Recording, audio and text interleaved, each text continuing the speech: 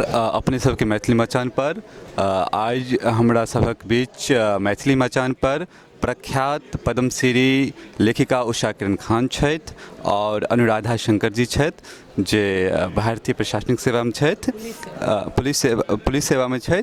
आइ हमसब हिनका सबसँ जानऽ चाहब मिथिला मैथिली के विभिन्न विषय के बारे में। उषा किरण मैम, अहाँके बहुत बहुत धन्यवाद कि अपन बहुमूल्य समय दिलिए मैथिली मचान के लेल। अनुराधा दीदी, अहूँके बहुत बहुत धन्यवाद कि अपने बहुमूल्य समय दिलिए मैथिली मचान पर। और हम स्वागत करै छी मैथिली मचान तरफसँ मैम अहूँके और दीदी अहूँके। मैम, जेना कि एखन एकटा मैथिली साहित्य में, मैथिली सृजन में, मैथिली दुनिया में एकटा समस्या देखल जाइत छै, प्रकाशक और वितरक।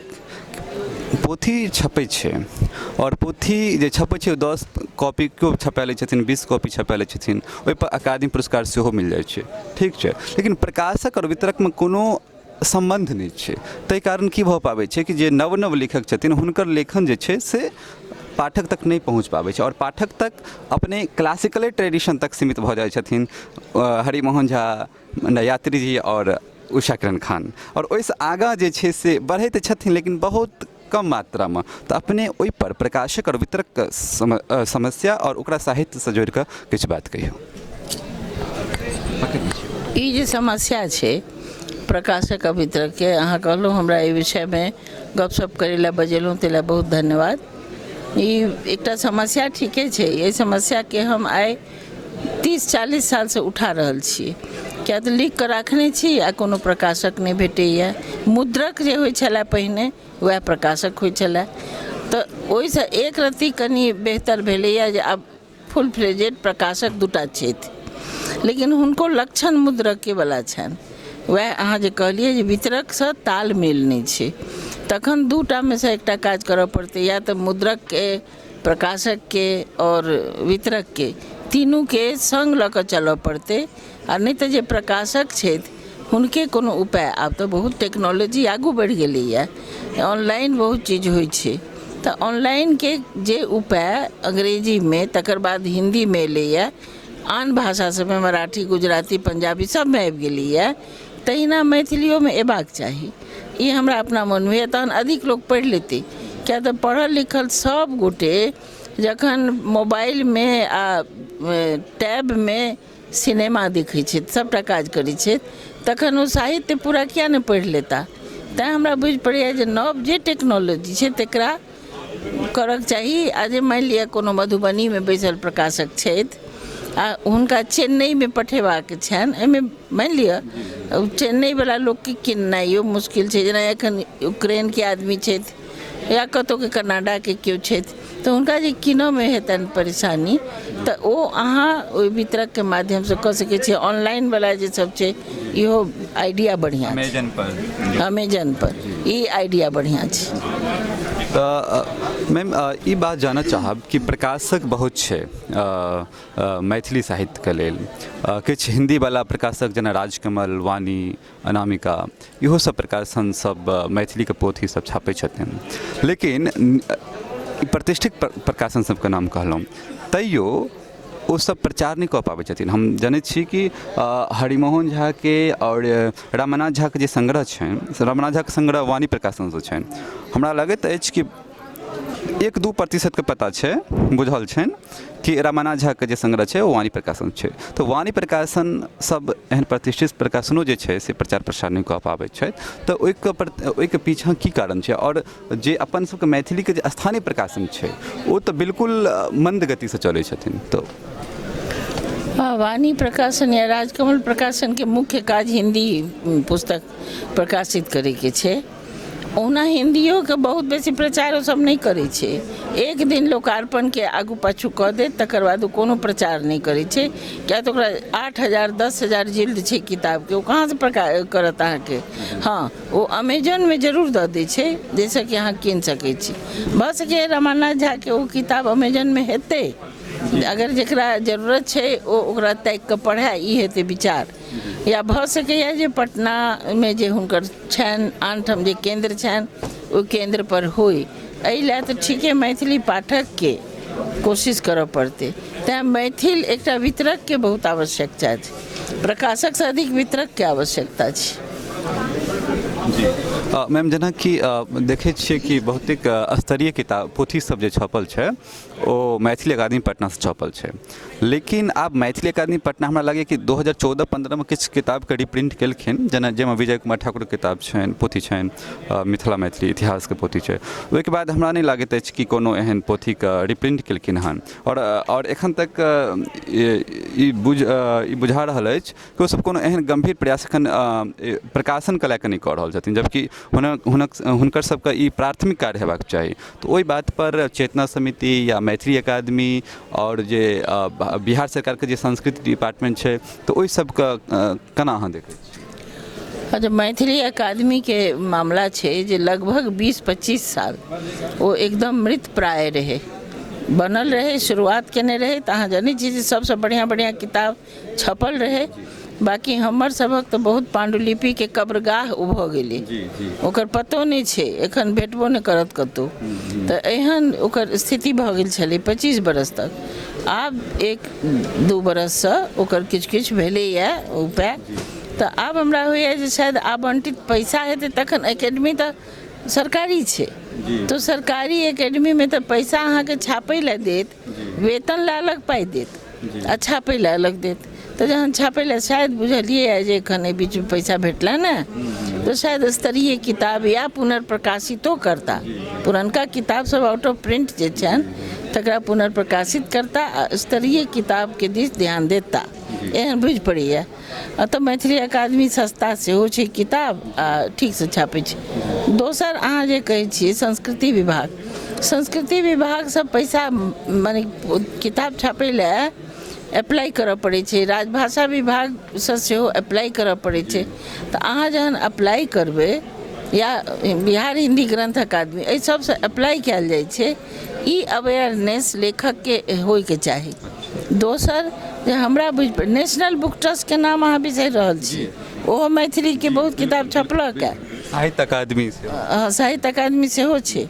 ई सब सरकारी प्रकाशन भारत सरकार ई सब जे छै, तऽ एकरा अगर मैथिल अवेयर लेखक अगर चाहथि तऽ ओहिमे अपन किताबके दऽ सकै छै, लेकिन पेशेंस ओकरा लेल धैर्य चाही। किया तऽ अहाँ सरकारमे देबै ने तऽ ओहिमे ततेक ने फाइल चलतै, ताहिमे अहाँके 1-2 साल धैर्य चाही। ई अगर धैर्य हुए तहन ओहिमे दियौ आ ओकर बिक्री, आ तहन ओ अहाँके प्रचारो नहि करता, ओ सब नहीं करता, लेकिन बड़ा सुंदर छापि देता, रहत सबटा ठीक छै। तेँ ई लोकल प्रकाशक जे छै ओकर आवश्यकता छै। लेकिन एकटा बहुत बड़का संकट छै, ओ ई संकट छै जेना अंतिका प्रकाशन, ओहो मैथिली छापैए, बहुत सुंदर छापैए, और ओहि अंतिका प्रकाशनसँ लऽ कऽ बाकी जतेक प्रकाशन छै सब प्रकाशक चाहे 20 कॉपी छापै कि 200, 400, 500 कॉपी छापै, ओ पैसा लऽ कऽ छापै छै। अच्छा, तऽ मतलब अर्थ ई छै कि मैथिलीके प्रकाशक नहीं, मुद्रक छथिन सब। सब मुद्रक छै, एकोटा प्रकाशक नहीं। ई तऽ बहुत दुखद छै। किया करत प्रचार अहाँके?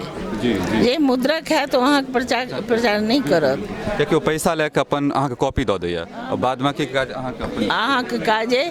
तऽ आब ई लेखक हमरा सनक लेखक को तऽ रखल छै किताब, लोक मंगैया किताब, हमरा लग रखल छै, बीचमे के है जे लऽ जायत? सब गोटे हमरा घर पर केना एता? नहीं, संभव नहीं छै। या सबके हम माने इम्पोर्टेंट किछु लोकके हम मोड़ मारि कऽ देबै आ ओ चलि जेतै, सबके तऽ हम नहि दऽ सकै छियै। तेँ ई एकटा बड़का संकट छै, मैथिलीमे प्रकाशक छैहे नहि, मुद्रके छै। तऽ मैम अपनेके जे प्रकाशक और पुरस्कार ई दुनूके बीचमे सेहो एखन मजबूत सम्बन्ध भऽ गेलै हन मैथिलीके दुनिआँमे, मैथिली जगतमे। तऽ की प्रकाशकके ज्यादा भागीदारी हेबाक चाही पुरस्कार सम्बन्धी बात पर? एको पैसा नहीं होइके चाही। प्रकाशकके की मतलब रखैके चाही पुरस्कारसँ? ओ तऽ जे लेखक छै तकरा पुरस्कार भेटतै, आ जूरी जे छै ओकरा चुनतै। आज मानि लिअ जे एकेडमी इत्यादिके पुरस्कार छै वो तो सरकारी छै, वो बहुत आसान चीज नहीं छै, ओहिमे बहुत पैराफर्नेलिया छै, ओकर पालन करते ओहिमे प्रकाशक बीचमे कतऽसँ अबै छै। दोसर ई प्राइवेट बहुत बेसी पुरस्कार छै, ताहिमे ककर की दखल छै ओ कहब हमरा लेल बड़ा कठिन है।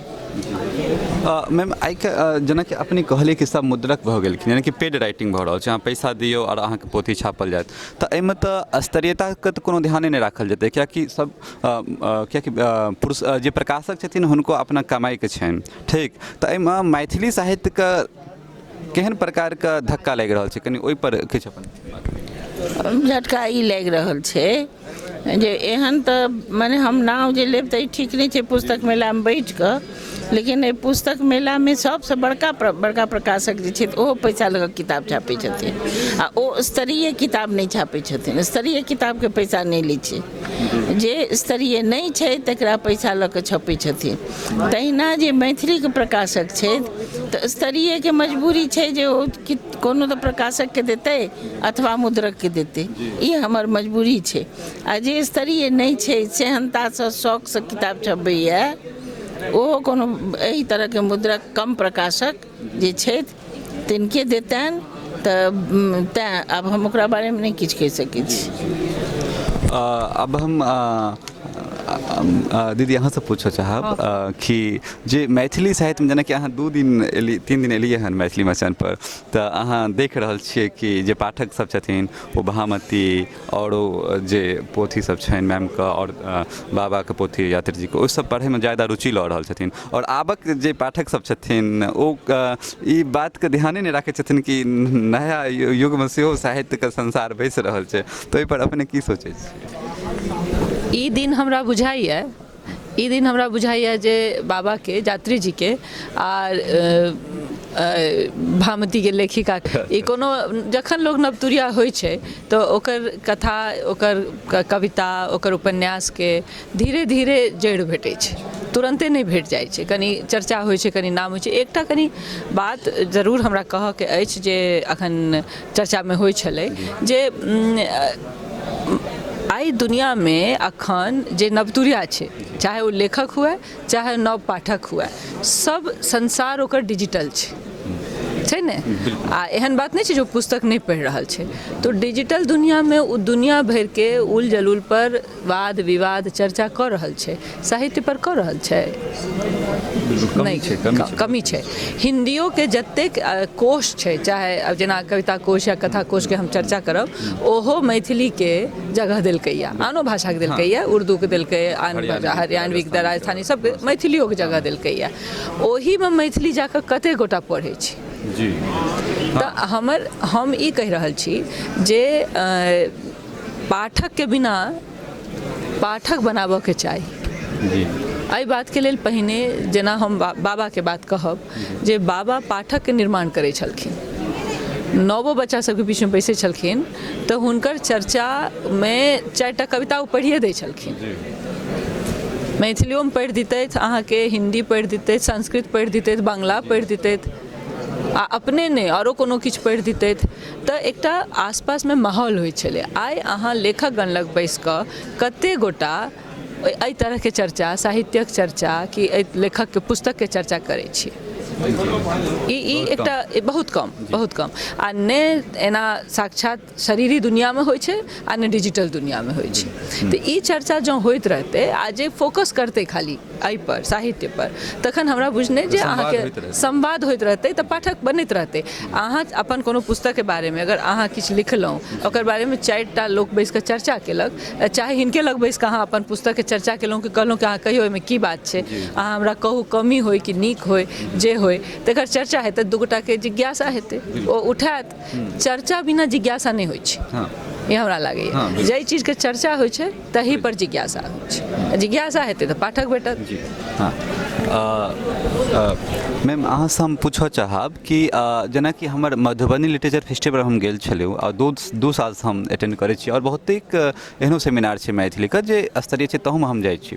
तऽ मैथिलीक साहित्यके एकटा हमरा लगैत अछि कि एखन का एगो सबसँ बड़ा संकट छै कि मैथिलीके जे विद्वान छथिन, साहित्यकार छथिन, कवि छथिन, ओ सिर्फ अपनेटा कविता पढ़ैके लेल कोनो मंच पर जाइ छथिन, ककरो सुनै लए नहि जाइ छथिन। साहित्यकार सिर्फ अपन वक्तव्य दैके लेल जाइ छथिन, किनको सुनैके लेल नहि। यानी कि अगर अहूँके केओ दोस्त हेता, अपन समयके जे कंटेम्प्रेरी लेखक हेता, ओहो अहाँके नहि सुनै छथि, तऽ ई की समस्या छै? और ई एहि तरहके जे हमरा लागैए कि अवगुण छै मैथिली समाजमे, मैथिली साहित्यमे, ओ किया छै? हाँ, ई तऽ भऽ गेलैए। हमहूँ देखैमे हमरा आयल है जे कवि सम्मेलनमे कविता सुनेने जायत चलल जायत, सुनेने जायत चलल जायत, तऽ अनुशासन नहि छै। मतलब साहित्यानुशासन समाप्त छै एहि मामलामे। तऽ जहन अहाँ ककरो अनकर नहि सुनबै तखन अहाँके कोइ किया सुनत? ई तऽ छैहे। आ किया सुनत के बात नहीं छै। ज्ञान वृद्धि अपनाके अहाँ अधिक ज्ञानवला बुझबै तऽ दोसर अहाँसँ बेसी ज्ञानी अइ कि नहि अइ तकर आकलन अहाँ कोना कऽ सकबै? एहि दुआरे एहि पुस्तक मेलामे आबि कऽ अहाँके बुझायल हैत जे अहाँके अपन भाषा कतेक बिकाइए, अनकर भाषा कतेक बिकाइ छै। आ भाषा अनेक छै एहिठाम, तऽ पूरा 24टा भाषा छै, तऽ अहाँके ई बुझायत। तहिना अहाँके एकटा बहुत बड़का कारण छै जे अनुवाद नहीं होइए, मैथिली के अनुवाद नहीं होइए। हमहूँ 100% मैथिली के लेखक भऽ सकै छलिए अगर पहिले दिनसँ हमर प्रकाशन होइतै, जेना प्रतिभा राय के किताब के होइ छनि आ जेना तत्काल हुनकर अनुवाद होइत तहिना होइतै, किया नहि होइतै? लेकिन से बात नहीं भेलै। ओकर कारण छै जे कोनो अनुवादक नहीं यऽ, कोनो प्रकाशक नहीं यऽ, कोनो वितरक नहीं यऽ। ताहि दुआरे हम एहन भाषामे लिखै छियै जे भाषाके किताब हर आदमी पढ़ै छै, हर भाषाके लोक पढ़ै छै। एखनो मैथिलीके जाननिहार सबके चाही जे ओ अपन अपन किताबके तत्काल अनुवाद कमसँ कम हिन्दीमे एहि दुआरे कऽ देथुन जे हिन्दीसँ सब भाषामे अनुवाद भऽ जेतै, मैथिलीसँ बंगलावला छोड़ि कऽ केओ नहि करै छै अनुवाद।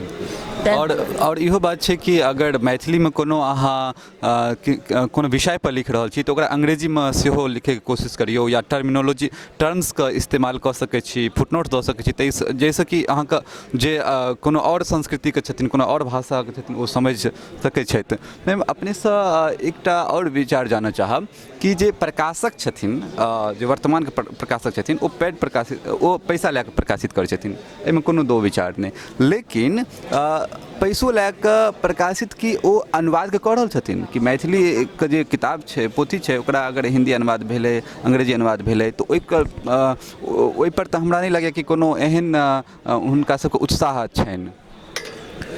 असल बात छै जे दूटा प्रकाशकके हम जनै छियनि मुख्य रूपसँ, शेखर प्रकाशन आ नवारम्भ प्रकाशन। तऽ दुनू नीक लोक छथि, नीक दुनू साहित्य बुझैवला लोक छथि। ताहि दुआरे साहित्यके प्रकाशन ओ ठीक ठाक करै छथि, बिजनेस पार्ट करै छथि। लेकिन ओकरा अलावे जेनाकि शेखर प्रकाशन बहुत बेसी एफर्ट नहीं लै छथिन, लेकिन नवारम्भ प्रकाशन एकर चेष्टा करै छथिन जे दोसर भाषामे अनुवाद होय, एकरा हम छापै लए प्रस्तुत छी। ताहि दुआरे शेखर ओतेक नहीं लऽ पाबि रहल छथि। बहुत कारण भऽ सकै छै, आयु भेलनि, नहीं पार लगै छनि, ई सब भऽ सकै छै, किया तऽ ओ कल्पनाशील लोक ओहो छथि आ इहो सेहो। आओर ओकरा अतिरिक्त हमरा होइए जे किशुन संकल्प लोक छै ने, ओ अगर केदार कानन चाहता तऽ सब कऽ सकै छथि। अगर ओ सब तालमेल बना कऽ राखैत साहित्य अकादमी अथवा ओहिसँ मतलब पंजाबी, हिंदी, उर्दू, बंगला, आन भाषा जे अहाँके निकटतम भाषा सब अइ, ताहि सब भाषा माने उत्तरे भारतके पूरा भाषा अगर रखैत तऽ कऽ सकै छथि। किया तऽ नवारम्भसँ हम देखलियै कएटा बंगलाके निकलैत आ उर्दूके निकलैत, अंग्रेजीके निकलैत, तऽ भऽ सकैए जे ओ आगू हुनकर योजना हैन। तहन अहाँ कहब कि जे प्रकाशक अगर गड़बड़ा जाइ छै, ओ बेचारा प्रकाशकके लोक घीच लै छै जे फल्लाँ चीजमे चलऽ, चिल्लाँ चीजमे ओ चलि जाइए कोनो लालचे, तऽ ओकर कोन उपाय छै? तऽ लोभ लालच कम कऽ कऽ प्रकाशक मात्र प्रकाशक बनल रहे तऽ कएटा काज कऽ सकै छै।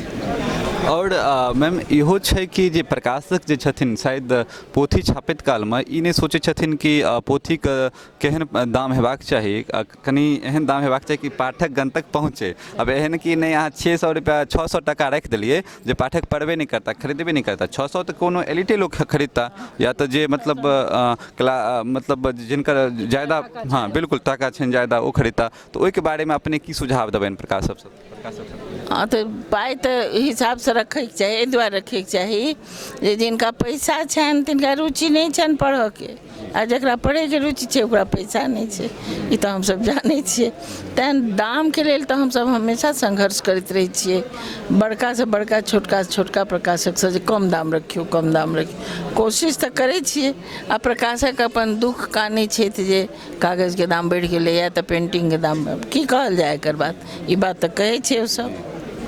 मैम हम जेनाकि एक पाठक छी, मैथिली साहित्यके और इतिहास पढ़ै छी, संस्कृत पढ़ै छी, हिंदी पढ़ै छी, तऽ हम ई देखलियै हन कि जे मैथिली साहित्यमे जे साहित्य अकादमी अवार्ड मिललै हन पिछला 4-5 सालमे, तऽ कियाकि हम 4-5 सालमे कनि ज़्यादा जुड़ल छियै सब चीजसँ, तऽ ओहिमे हमरा किछु किछु कविता पर सेहो मिलै छै, गीत पर सेहो मिलै छै, हमरा ओहिमे कोनो ओहिमे कोनो फिलॉसफी नहीं लागैए, ओहिमे एहन नहीं लागैए कि लेखक जकरा युवा पुरस्कार मिललै हन ओकरा किछु फिलॉसफी तक, ओकरा किछु मिथिलाके संस्कृति आबैत हेतै, मिथिलाके कोनो दर्शन शास्त्र ऊपर नहीं हेतै, या किछु ओकरा वास्तवमे ओकर कोनो अध्ययन छै, ओ बस एलै आ गाँवमे गेलै आ 2-4 गो शब्द ओकरा, चूँकि ओ दरभंगा, मधुबनी, समस्तीपुर, सीतामढ़ीमे जन्मल छै तऽ ओकरा तऽ एबे करतै ओतुका सब, तऽ ओ लिख कऽ अपन ओ अकादमी पुरस्कार, तऽ कि राजनीति जे पुरस्कारमे भऽ रहल छै से ओहिके बारेमे अपने की सोचि रहल छी? ओ ठीक बात नहीं छै कि एहि दुआरे एहि प्रकार से क्वालिटी खराब होइ छै।